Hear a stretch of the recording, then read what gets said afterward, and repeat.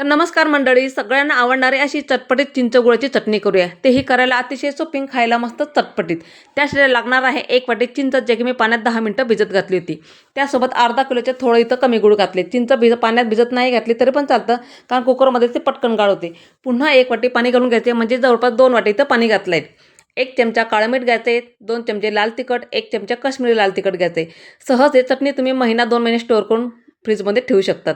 पण एवढं काही राहत नाही, कारण मुलांना डब्याला दिल्या जाते ते, किंवा एखाद्या कुठल्याही रेसिपीला आपण ते वापरू शकतो। 2 शिट्ट्यामध्ये बघू शकता मस्त आपली चटणी तर गाळ शिजली आहे। पूर्णाची चाळण घ्यायची, त्यावर ते मिश्रण घालून घ्यायचे आणि एखादा ग्लास किंवा मॅचरच्या साहाय्याने मॅश करून घ्यायचे। चोथा आपला वर राहतो, नंतर आपली चिंचगुळच्या चटणीचा गर खाली राहतो। आता हातानेच मी थोडंसं मिक्स करून घ्यायचं, हाताने ते पटकन बारीक होऊन जातं। आता बघू शकता मस्त आपला गर इथं चिंचगुळच्या चटणीचा गर हा खाली राहिला आहे। आता मस्त जास्त घट्टही नाही जास्त पातळ नाही, अशी चटणी आपली तयार झाली। अजून चांगली चव वाढवण्यासाठी 2 चमचे धने घेतले, खरबड्यात थोडं ठेचून घेतले आणि त्यामध्ये आपल्याला घालून घ्यायची। फक्त 1 ते 2 मिनिटं गॅसवर जरा होऊ द्यायचे, नंतर गॅस आपल्याला बंद करून घ्यायचा आहे। ही चटणी महिना 2 महिने स्टोअर करून ठेवू शकता।